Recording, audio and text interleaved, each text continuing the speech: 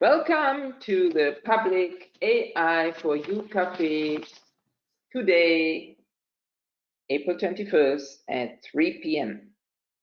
The title of today is How to Organize an Online Hackathon, and the speaker is Elena Poughia, founder of Data Natives in Germany, and the guest speaker today is Sachin Gaur from Innovatiocuris in India, and with this title, Open Innovation Experience from India during COVID-19, organizing also a gigantic hackathon in India.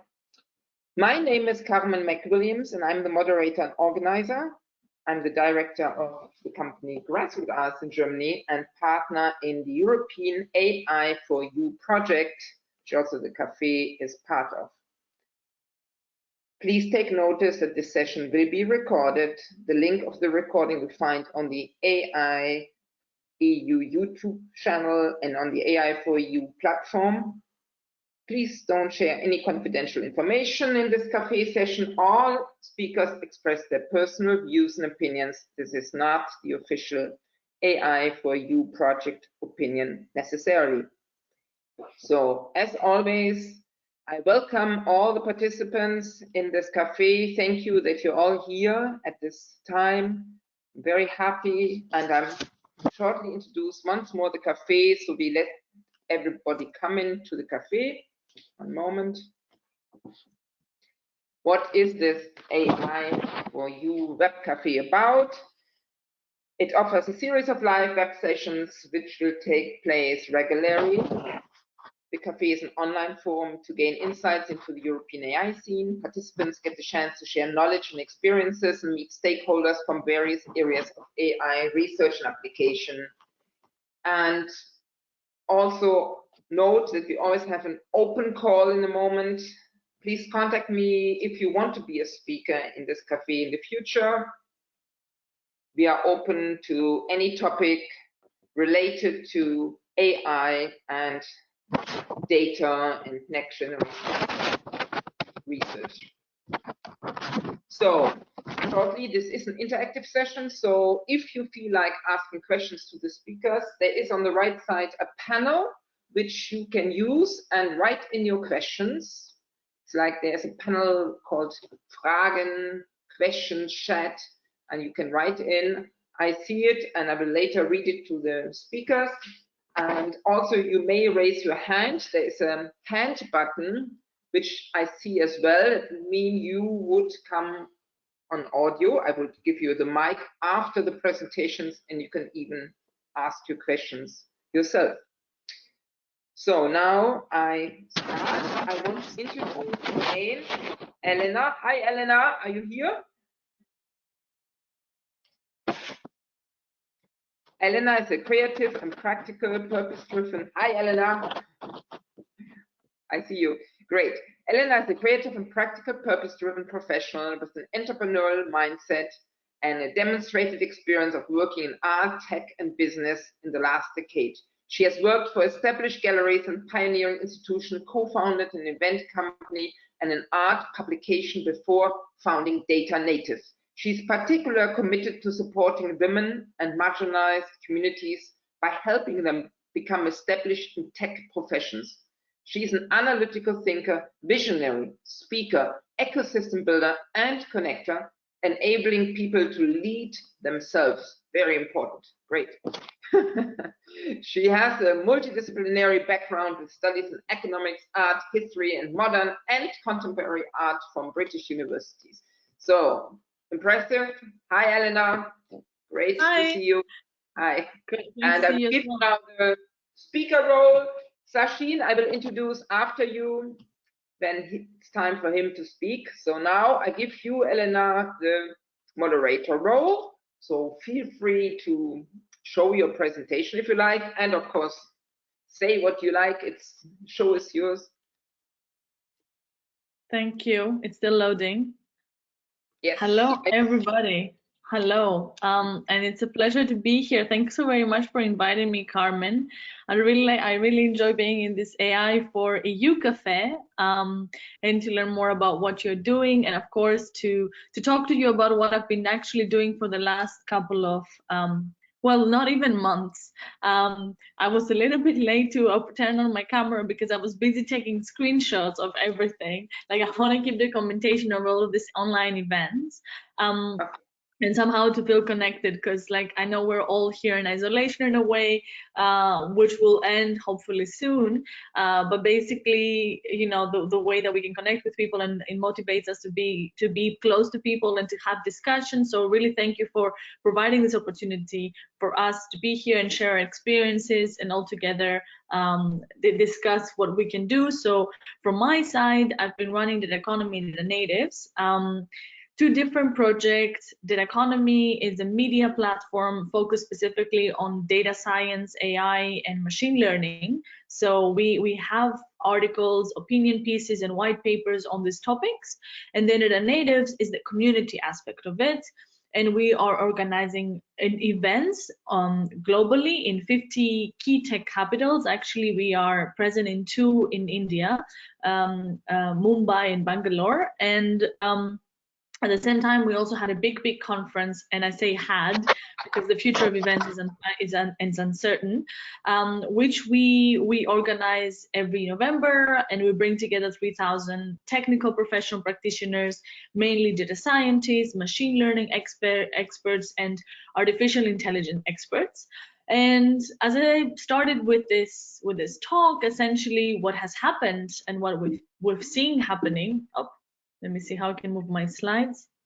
Oh, there you go. There you go. What we've been seeing happening is that COVID-19. I have to interrupt you. The slides are cut off on the right side somehow. Oh, really? Yeah. Well, I'm sharing my whole screen. Perfect. Now they're perfect. Now they're perfect. Okay. But now you see them. Now you see my. Do you see my whole screen? Because now I can see my whole screen. I see. Yeah, now we see it on the left side. We see the little ones, the menus. Yeah, exactly. Like I wanted to present them. So let me see if I can maybe. Yeah, let's try it once more. Else we keep it like this, because then we see at least the whole thing. Okay, all right. Let me see if I can. Is this the best way to do it? Oh, no. Okay. Sorry, guys. Let me just do this. Okay. Okay. So you will see them though. If I did it this way, you will see them small. Maybe I'll do it this way. No. Okay. Okay. This is better. Huh? 100 again, 100 again. And is there presenter modus? That's exactly what I had before, and you said that it's not. Let's just see what happens. Okay, I'll do it again then. You can let me know if it works. Yeah, let me just. Sorry for interrupting. Yeah, it's cut off. So is it let's better now? Better. It's better. Okay. All right. Okay. Yeah, I'm sorry about this. I mean, I guess I can also download it and then show it as a PDF. What do you think? I think it's better. Okay. All right. Okay. All right. I don't know if there's a way that I can without this maybe. But I think it's better like this, because we can read it and. Okay. All right. Maybe this. Yeah, it's good. Yeah. Okay. So, so basically, as I was saying, the challenge that we're currently facing, and also the next presenter will also talk about it from India. It's basically the COVID-19 challenge that has been spreading globally, and I think, like in a way, from our side, from the communications and media side, mainly working with people, being in live events. Has been in a way challenging, and I mean it has been challenging for everybody, but particularly for people that really they are more extroverted and they like to connect and help. And I think like it left us all paralyzed, and we felt that we can't support and we can't do anything. And basically it was a day in March when we sat down in the office with my team, and we were like, it was just before we decided we were going to go on a lockdown. And basically we talked about how we can what can we do in order to make things better. And that's when we decided that what we could do is try to help by finding solutions to these problems, how we can actually as a case study came up, because we are in Germany, and one of our event managers was worried about her family and her grandmother, and how we can support her as young people. How can we bring food for the people who should be stay in because they're more in danger? How can we actually, how can we help stay at home parents, the medical personnel that have been there at the forefront, and essentially elderly people? And of course, like what came about was that, well, in order for us to help them, we need to find the ways and create the tools for us to help them remotely. And essentially, in order for us to help, we need to find solutions and come up with solutions. So that's when we decided that the way to find the solution is that we need to identify the main pain points that we have in the current health crisis situation. And what we have as the economy and the natives is that we have all these bright-minded people, the data scientists, entrepreneurs, the researchers and designers, as well as the health and tech professionals in our community of more than 80,000 people that could help solve the key problems that the public institutions, the organizations and companies are facing. However, still, in order for us to mobilize this community, in order for us to actually help this community to do so, we actually needed to provide a new framework, something that we've never done before, coming from the online event business, and that from the offline, excuse me. And that was when the online hackathons came about, in order for us to find easy and scalable and marketable solutions. But again, like for us to do that, we needed to actually reinvent ourselves. We needed to provide a new framework, a new toolkit, a new methodology to create those hackathons. And that's actually what I want to share with you, how and what we've established and how we did it. So the very, very first hackathon that we did took place between March 20th and 22nd. It was right after and it was actually the inception of it was before the first online hackathon, which is claimed to be the Estonian hackathon, the one that the Estonia government put together a weekend before. But it came about like that Friday before we even saw it announced. And for us, for me, and the reason why I'm sharing this with you is because I think there's something that is very remarkable about collective intelligence and about people thinking simultaneously the same things. And somehow coming together to find solutions to similar problems. So that's when the first online hackathon took place. And as I mentioned before, like it took me a minute to turn on my camera because I was taking pictures, screenshots of our conversation. And I think if anything, that's like pretty much what I feel like we've been doing with all this hackathon is like we're spending this time trying to create memories as well through taking all the screenshots and looking at all the happy faces through different video tools. So the inception came on Friday the week before, and we actually put it live on Tuesday the week before, which I believe it was the 18th. So we had about 3 days to put it all together, and that was already a challenge, putting an event online for the very first time in 3 days. And within that 3 days that we had, we managed to execute the hackathon and get 1 million, like pretty much get 1,700 people joining a dedicated Slack channel. And I will tell you all the tools in a minute, basically, so you understand pretty much all the tools that we used and how we organized this. But still, we had 1,700 people mobilized. There were people out there who really, really wanted to make a difference. We had more than 1 million social media impressions during that weekend. So this 48-hour long online hackathon, there were 1 million social impressions that were created, people sharing ideas and sharing tweets and connecting with other people.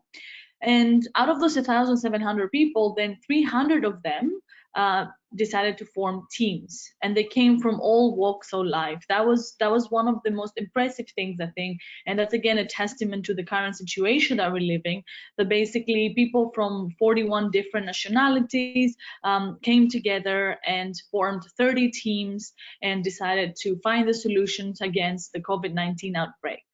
And we were supported, of course, for this hackathon with expert mentors and jury that helped us decide on the winning teams. We couldn't, of course, do it alone. We had the support of Hacking Health, which is a global nonprofit organization, and specifically the part that helped us here in Berlin is Hacking Health Berlin. We worked closely with Bayer, who were there to support us with mentors and judges and jury members. We had Vision Health Pioneers, which is a new, recently established incubator here in Berlin, who specifically incubates healthcare companies, and Motion Lab, which is also an accelerator here in Berlin, and they have a space specifically for hardware startups and hardware companies. We also had support from Fraunhofer, Impact, Enam, Photonic Insight, SIBB Community, Startup Asia Berlin, Startup Factory, and so forth. So a lot of communities came together to fight together Corona crisis, and out of this hackathon, a lot of other projects that now came about, namely there's a project Athena, which is actually taking this project right after the hackathon and try to help them continue building their projects. Just to name one, Hacking Health, actually we continue our collaboration on this. Vision Health Pioneers also incubated a couple of startups from this, a couple of teams, and so forth. Here you can see like some of the projects that won the hackathon. By winning, of course, as you know, this challenge is bigger than us, and of course we need to implement and create new ways of working with this. So basically, I think like talking about winning in a hackathon in the normal sense would not make really much sense here. We're talking about winning as in honorary mentions and as in highlighting the achievements that can be done within a weekend, and of course supporting and encouraging these teams to continue working. So there's District 5, which is a team for Code Berlin. Code Berlin is a Berlin-based school for coding, and they came up with a community currency to incentivize people to volunteer. And actually this project came about when it was the first Australian fires, and then they adopted and reiterate this for the Corona crisis. And I think it's a project with a lot of potential, and that was one that was incubated specifically from Vision Health Pioneers. Then the DIY Ventilator Scout, another team that you can see there's a continuation, because they came about from a Bulgarian hackathon and worked with a Bulgarian team, and then connected with an team from Amsterdam, and then continue working on the project. And Fraunhofer decided to support them and actually potentially use their technology, their chatbot, to help their engineers build a DIY ventilator. Then the quantum drug screening team, they developed an algorithm for drug screening using quantum calculations and so forth. And this, together with the bioreactors, were also supported by Bayer as well as Motion Lab. This is exactly what I mentioned, basically, that there's a continuation here, and essentially what we tried to do with the hackathon was to build relationships, and from those 150 people who are working after the hackathon GitHub directory, and I will explain the tools and I will explain to you how we're suggesting you to do stuff like that. They basically continue with building relationship with our partners and also consulting us and working very closely, recruiting new team members, and going out there and developing their projects in other hackathons. And these are exactly, as I mentioned before, the connections that were made and how these people are continuing supporting, how these partners are continuing supporting these teams. So as I mentioned before, data natives, and just to recap here, Data Natives actually has a very big network of data experts, among others, and we've been around for 5 years. We connect people online and offline because we have Data Economy, which is an online portal with news. But actually, what we didn't do before is an online hackathon. So that was, for us, was a first. We are, though, a fast and dynamic and interdisciplinary team, and we did have a lot of experience with doing offline hackathon. And we knew what exactly could be achieved through a hackathon. As I mentioned, we managed to bring together a really international community to fight and to work on the solutions, and a community that came from all walks of Europe, more than 50% actually from Europe, if you add the DACH region here as well. And we combined different backgrounds and professions here. So researchers, data scientists, founders, managers, and developers.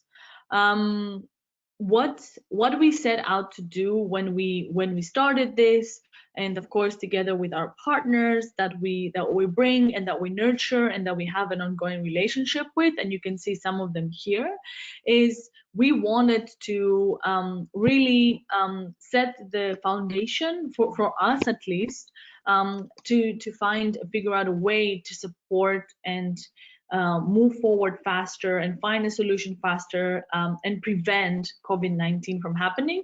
And we wanted to mobilize ourselves and to see how we can also pivot, a business which is mainly offline to a business that can also be online. And honestly, I mean, and I'm sure you also know from now doing this cafes online, it doesn't have the same feeling and it's not the same experience.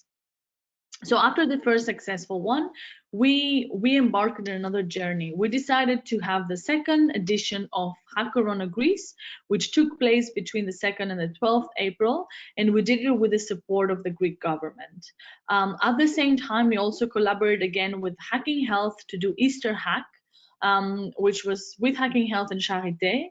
We're now still discussing having more events around privacy, because privacy is very important, and you can have privacy and healthcare infrastructure. And we're taking this methodology that we've created to actually apply and see challenges specific with health organizations and corporations, and to actually help the winning teams to further rapid development the solutions. I would like to show you a little bit more of the use cases that we have from the and explain to you a little bit more what else we have managed to do with these other hackathons before I move forward and actually tell you the tools that we've established and the tools that we're now using to create these hackathons. So yeah, so first things first, we did we did 2 hackathons at the same time last weekend. We actually did not, as I mentioned at the beginning, we had our own Slack account, and from that you can also understand pretty much like what kind of tools we use. So we had our own Slack account, but for the second one, for the Easter hack, we used the Hacking Health Slack account. We brought together less people this time. It was also the Easter hack, so it was Easter weekend, but still we managed to bring, again, different nationalities, which seems to be a common denominator in these hackathons. We had 6 partners, 35 mentors, and 10 jurors, and we still managed to connect with people. So more than 290,000 Twitter impressions using the hashtag #HackTheCurve, 22,000 people reached with our post. We had more than 3,000 live stream views, and really connected with people as much as possible. The first hackathon, and this is a learning from doing hackathons, was a lot more open. We set the parameters, but we were not very, very specific on what needs to be done and what we see as the important topics to discuss. In this second hackathon that we did with Easter Hack, with Hacking Health, we really wanted to boil down and drill on what things we want to see. And for that, we use the expertise of Charité to really find problems and to really find challenges that they are facing as healthcare professionals and in a healthcare infrastructure and organization. So we really wanted to protect more the healthcare workers, to put privacy first when we're talking about digital epidemiology, to protect the high-risk population, improve intensive care, protect our mental health, which is something that we see as a very important factor in these hackathons. And of course, we left a sixth challenge open for interpretation and for ideas. Again, these are some of the winning teams that won in these hackathons. I'm not going to get into much more details because I'm also going to share the slides here, but you can see that for this one, for example, we decided that this time we're not going to connect them with partners, but we're going to give them, actually we managed to get funding from Charité, and instead of giving ranking them from 1 to 5, we basically divided the budget between these 5 teams, and we decided to give different labels on every winner. So then they are winners in different aspects. So most innovative, most impact, most applicability, most feasible, and best execution. So what actually came across more clear.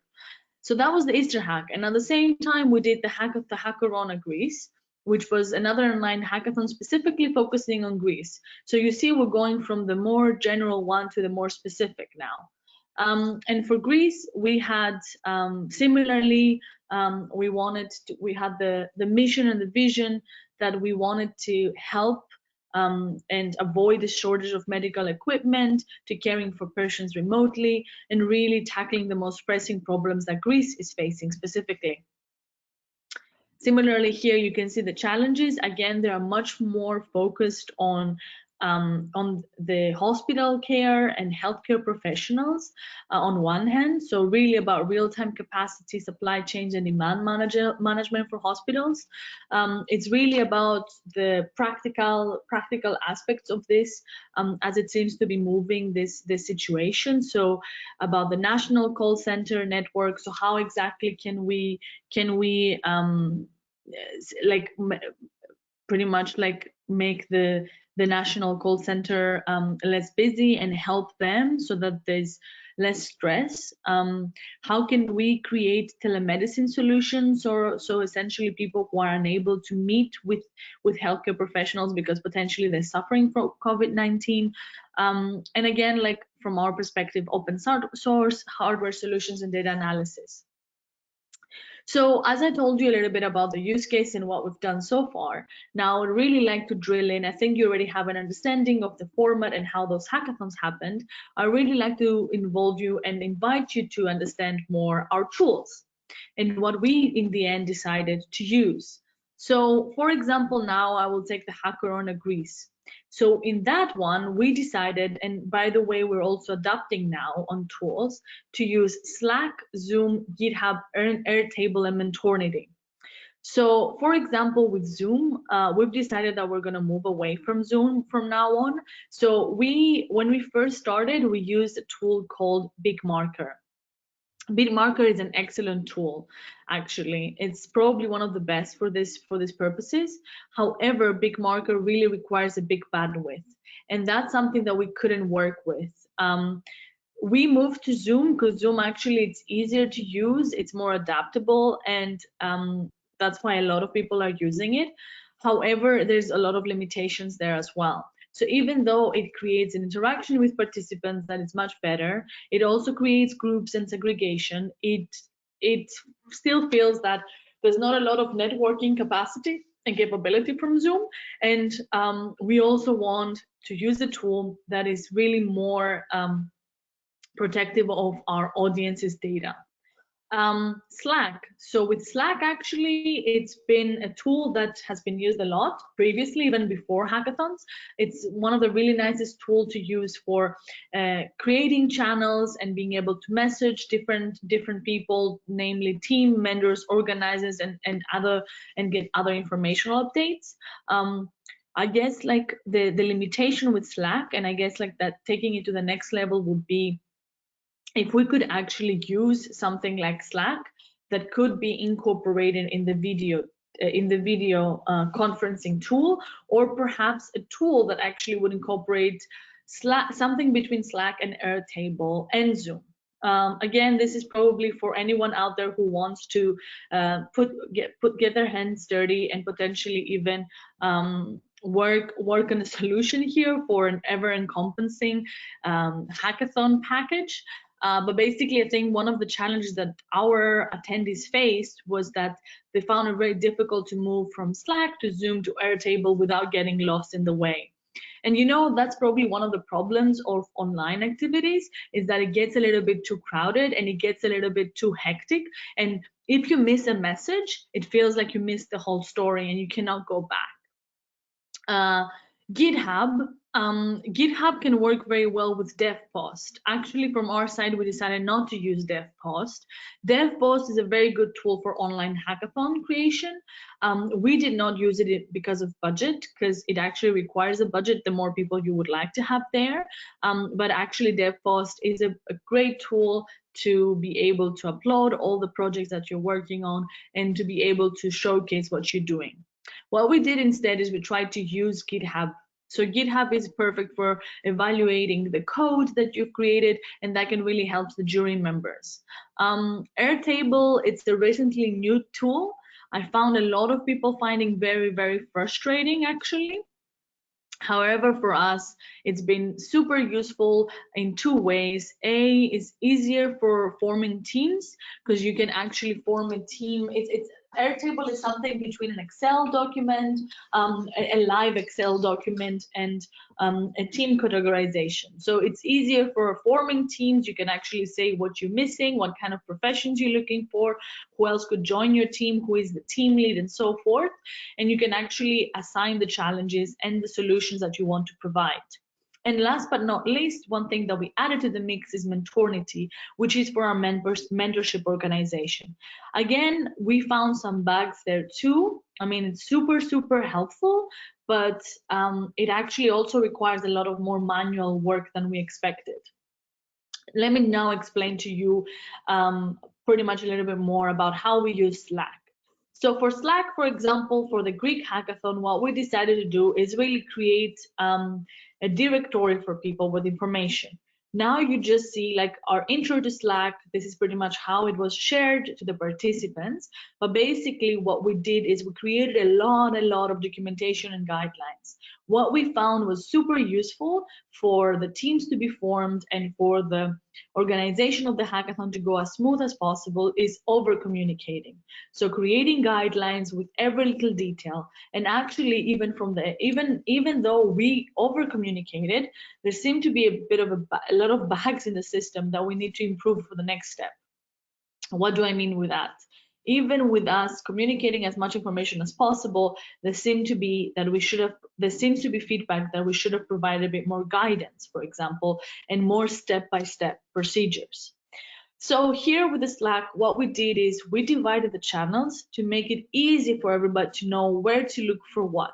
And we decided to divide them between general channel, where we gave really important guidelines of how to use the general channel, like what we're doing there, like matchmaking and team building, developing partnerships and general announcements.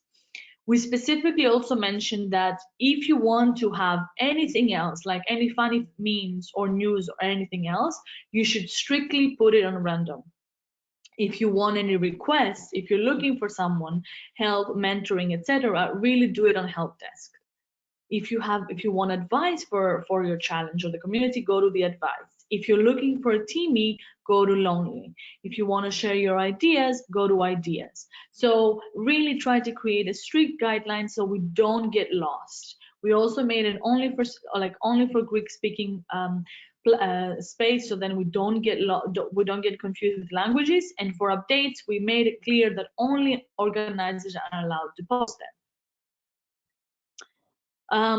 Again, like this is pretty much like a little bit more, as I mentioned it before, we tried very clearly to make this guideline so people know how to use the tools and how to communicate without causing any miscommunication or any sort of like issue in terms of organization and structure. So we said, for example, that every participant and every mentor is required to be in these channels. And even though we stated this, we had to constantly remind them and had specific people in the team to be there and specifically guide them through all these processes. We said that we don't want spam here and only relevant information. We said that updates, we are the only ones doing the updates, that when you want to comment on something, please don't comment under, but actually make it a thread, that we need to tag people if you want them to see stuff, and basically how to use the sidebar. And that's pretty much like a way for us to do it as efficiently as possible. Am I running out of time? Yes, I am. Okay, I'll try to speed up. I'm very good at talking. All right, I'll do as fast as possible. Give me 5 minutes, okay? Yeah. So, I'm going to skip the agenda. It's pretty much like I wanted to give you a template of how the agenda would look like. But basically, like, just one thing to mention here is that we try to include, for example, in the 2 days that they're working the mostly hard, we try to include 2 deadlines, one for the first submission draft deadline, and then the second one, because we found in that way, given that we're doing an online hackathon and there's a chance to lose people, so that's the best way to see who is motivated, to really push the ones who are motivated to actually, you know, giving them a deadline really pushes them to actually submit the second time. And also for us, it's a good way for us to communicate the first submission drafts with the mentors and with the jury members, so they already have an idea of what the teams are working on. And we also try to include a couple of workshops. So for example, like a very good workshop to think about is how to perfect your pitch. What we really wanted to help them out is how to actually take their idea and make it the best way possible. And for this kind of pitch, actually, I would say it's really universal about any hackathon, because how to pitch something really can make a difference on what kind of like input you would have on the other person. Especially in real life hackathons, imagine like 95% of your ability to communicate is more your body language. Then with Airtable, this is, as I mentioned, like is a very important tool that we had. So you can see here how we communicated to the teams. We asked them to join the team in Airtable and to write them a message to the team captain. And I'll explain what a team captain is, how to create a new team basically, and how to edit the information. Like we pretty much try to explain to them all the procedure of how to use Airtable. What was really important for us in this online chaos is to have team captains. It was very important to have one person that we communicate with, and who is the person who is responsible for the team. That person is not necessarily the leader, but is the person who is between us, the organizers, and the teams, and can make sure that they communicate with the mentors, with us, and the teams. So it's very important that there's one representative, so that we don't have to, we don't get lost in the sea of information. We also, of course, gave them an intro to GitHub, so that we can explain to them how GitHub was used. We also made sure that they know that any rights and control of this information is theirs, that anything that they share on GitHub is not ours, but it's theirs. And let me just explain, I mean, how basically the mentorship worked. So we thought it was very important to communicate to them what exactly a mentor is, and that basically they should use our mentors as advisors, and they should see them as an advisory board, and that these mentors can support in various forms, like in the business, in product development, in technology, and in overall ideation. And as I mentioned before, like what we try to do is make it as efficient as possible, and that's why we decided to work with this mentorship platform called Mentority, which help you schedule and match meetings between teams and mentors. And actually they do have a video conference tool within Mentority, and you can basically, it really helps by cutting the middle person, and actually like all the teams can upload their information there, all the mentors can upload the information there, and they can match. As I mentioned, it had a little bit more of, I mean, you had to really be familiar with the product to actually understand how to use it. But overall, it was definitely much easier now than the first time that we did it. And this, you can see some of the information that we managed to gather. It has like this analytical interface, and you can see how many meetings you created, if there was any meetings cancelled, how many people had managed to have meetings from the mentors we had, and how many startups. And then you can actually understand also what topics they were interested in and where they were seeking the most advice. I'm gonna jump to, yeah, this is more information here about the hackathon that we did actually, and how big the hackathon was. I really would recommend, if it's possible, for anyone who's interested to do a hackathon, to do live stream and to manage to try to do a multi-channel live stream. I would recommend to talk with a live stream expert. I think right now the most important thing in these times, if you are to do an online hackathon or any kind of online event, is to try to get the maximum reach possible in order to communicate to most of people.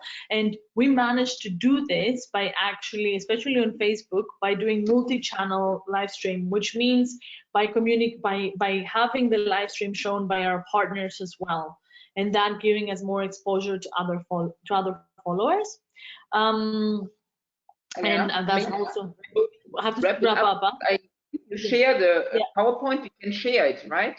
Okay, all right. So let me just finish then with this then. What I want to say then is that we are continuing with the hackathons, and we're currently supporting the PanEU hackathon, which is taking place now this weekend, the 24th and 26th of April. I would suggest whoever is interested to either sign up as a mentor or as a team.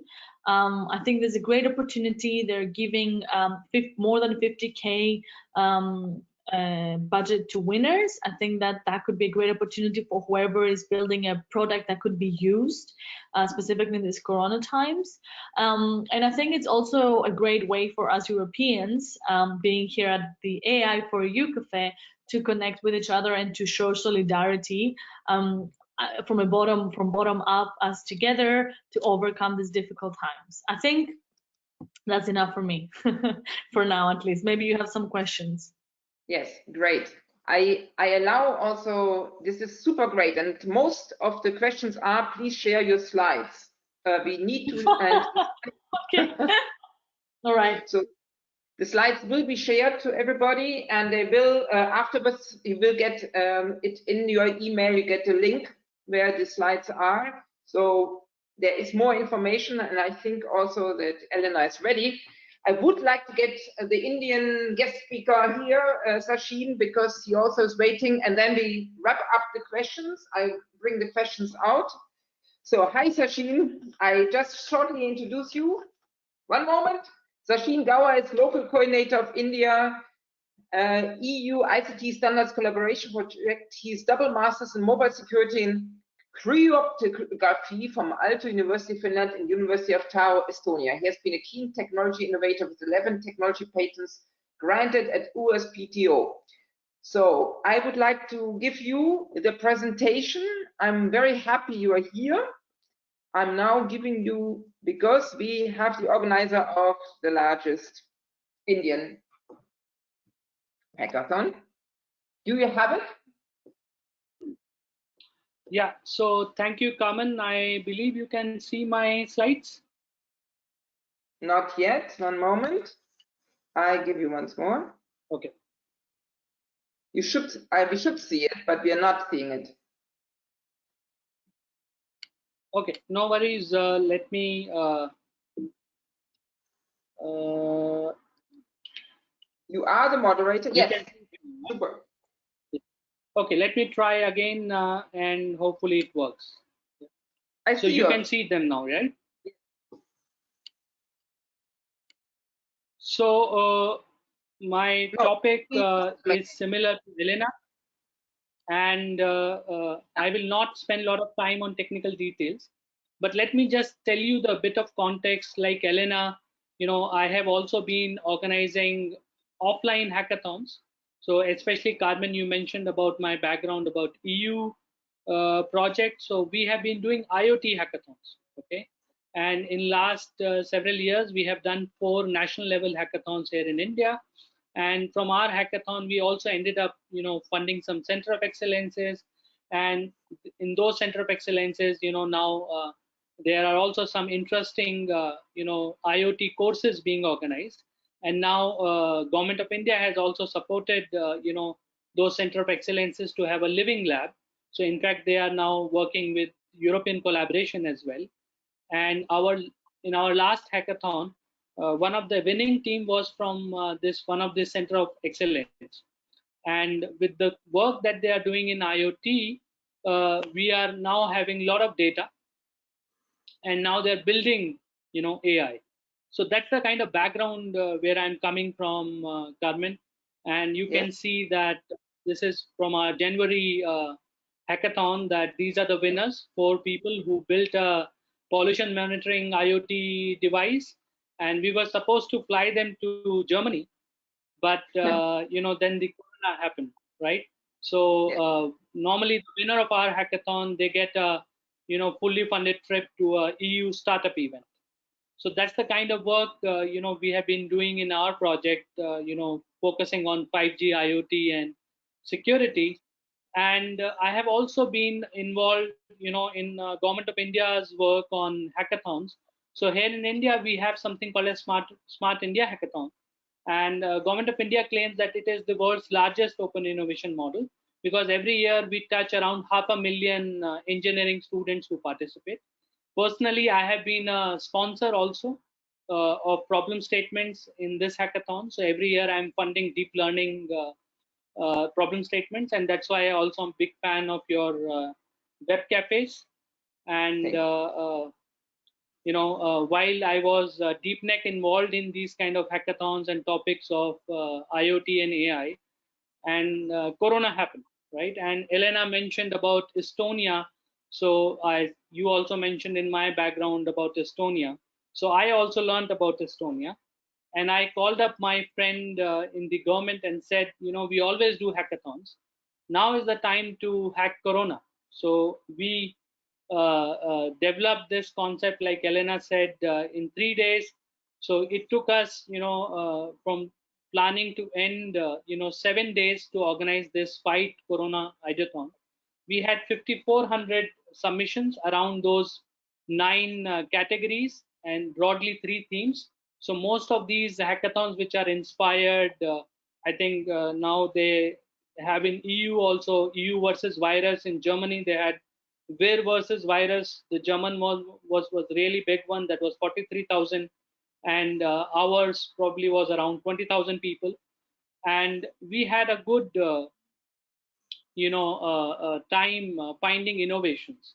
So you could see a bit of numbers, bit about tools. And I would say, of course, Elena has shared a lot of details, so I would not go into those kind of things.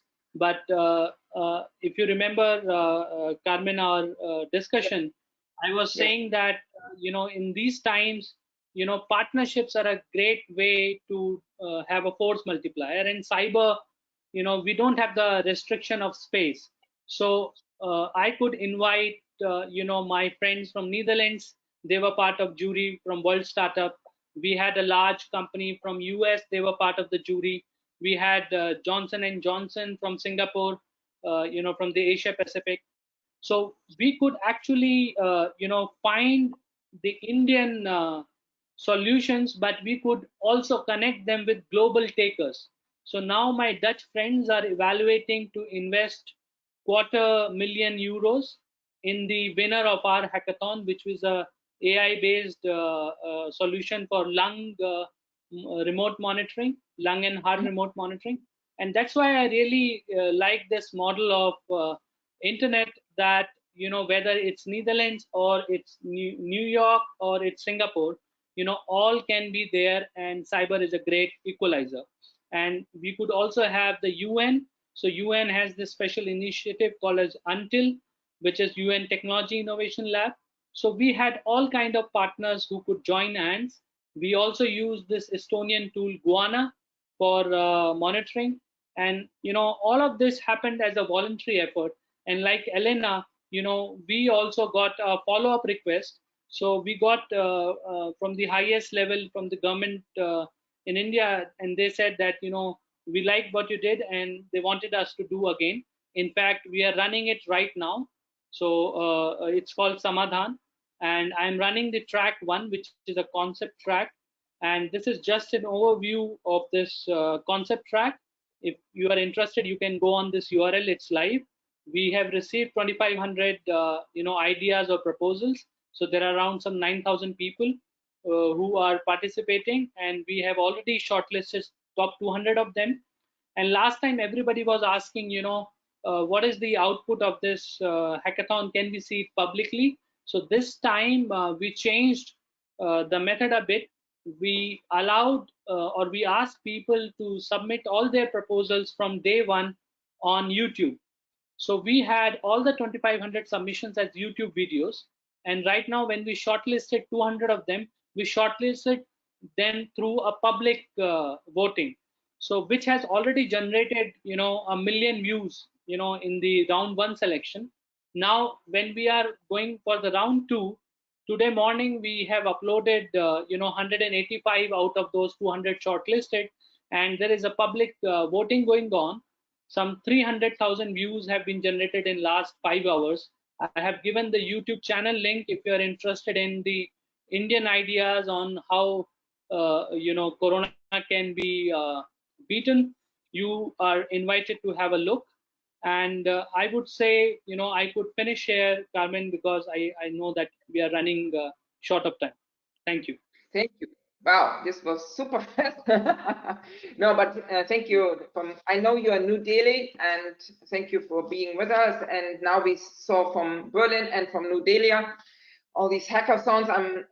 I have some questions I quickly want to ask, but again, I'm totally impressed. I'm telling the audience, everybody who's here in this, I will share the information with you. You will get after. It's always tomorrow. You will get the recording link, the presentation link, so you can go deeper into the details, because there is so much to learn here. And my question is, the first one coming directly from here from Dorf. Dorf is from India. Hello, I'm Dorf. We contacted Hacks, the crisis in India. The question is, mostly in the hackathon, organizers receive more of solutions under the open innovation category rather than more of breakthroughs or sustainable innovations.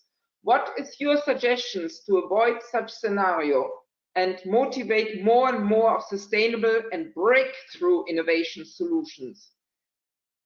Do you have, who would like to answer? How to encourage more breakthrough innovations? So I think for that, who wants? You want first? to go ahead, Elena? Yeah. So you mean how to, just to understand the question, you mean how to encourage solutions that that can be used afterwards, or that they're not staying in the ideation phase? Yeah, I mean, I think for us, the way we did it is that we decided to not treat this as a usual hackathon. So we did not only invite people to come one time, but we actually allowed them to come multiple times, and we're encouraging them now from all of our previous hackathons to join the EU versus virus. Because what we see here, what can happen in 48 hours is really speed things up.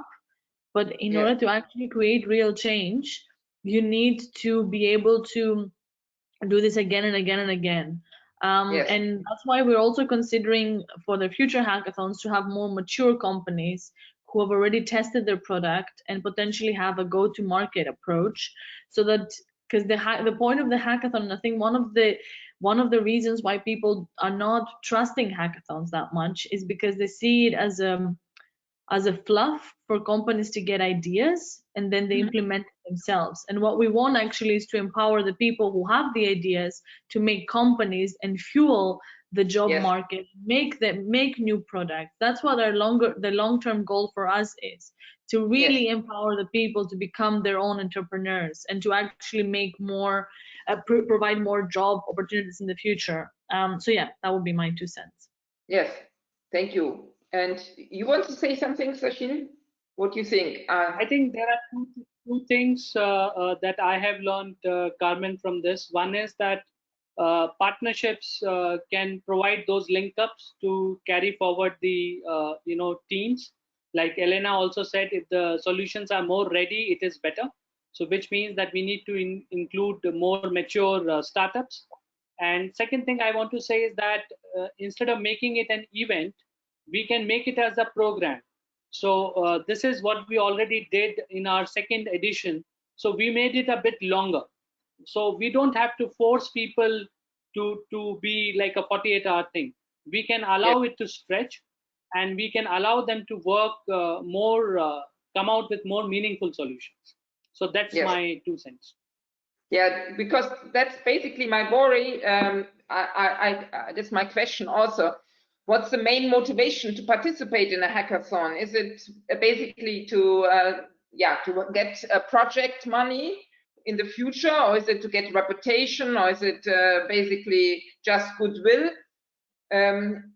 As Elena already said, I think it's very important to support startups to really make a long-term project or company out of it, right? Yeah, exactly. Yeah. In order to become sustainable, because or really make breakthrough innovations, else it's just for the weekend, no? And that's not enough. So I'm very happy that I got you both, because you both are not only doing one hackathon, but I see you, Elena, organizing more and more, and also Sachin, you're doing now your second big innovation hackathon. So I hope these become programs where you basically afterwards can do. I also want to add, Carmen, that when we are having a situation like COVID, it's a global problem. Yes. So it doesn't have to be that Indian solution is only relevant for India, or a European solution is only relevant for Europe. And that is where I believe if you have international jury, international partners, you can overnight take the solution from one place to another. And that is where you can look at these kind of activities as a market access tool for startups and for mature companies. So it's a very big opportunity for market access. Yes. And then comes directly the question here in from Peter van der Linden.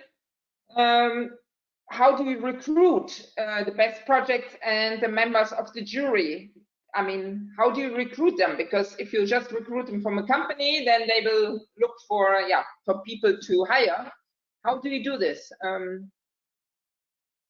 Maybe Elena?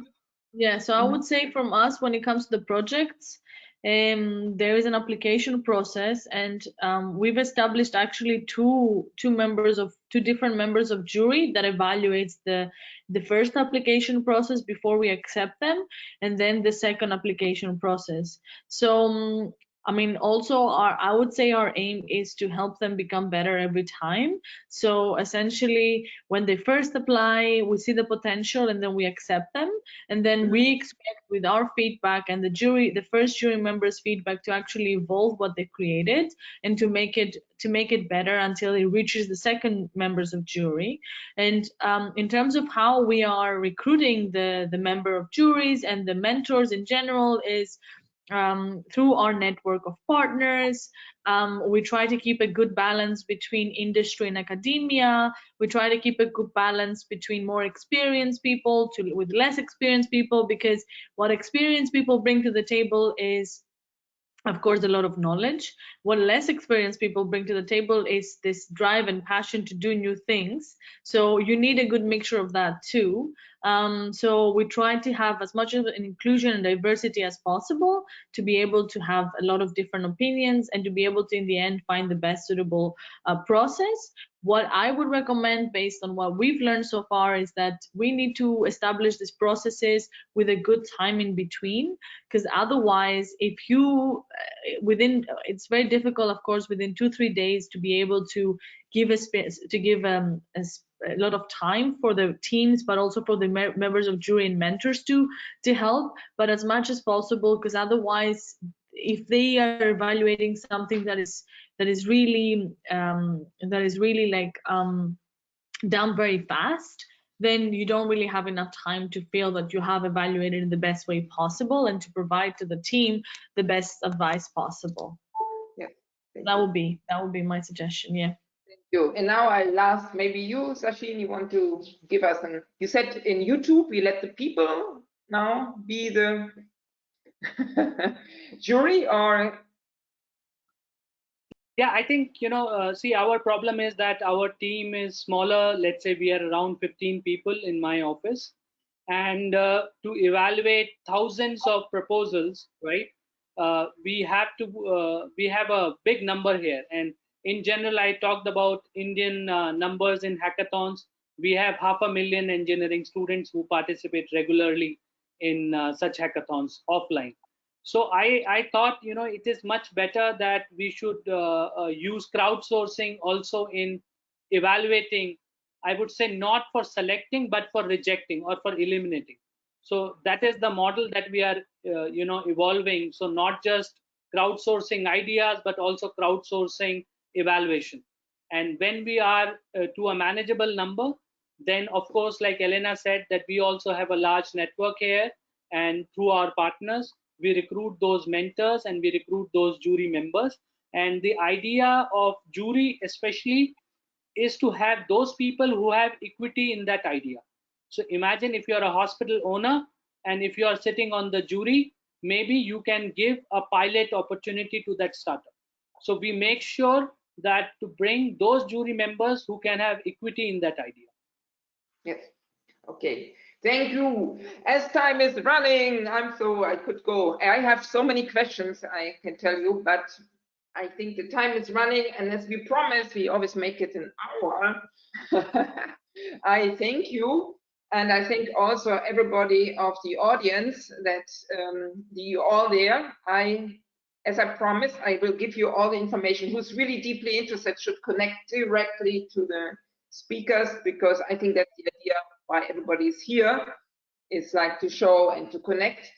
And I'm very, very happy to announce now the last one, just like 1 second. The next one will be Christian Gamrat from CEA France. He will come tomorrow at 3 o'clock, and his title is Tools and Circuits for Embedded AI. And I will be happy to see you all back. The recording will come, the links to the PowerPoints will come, and to the presentations.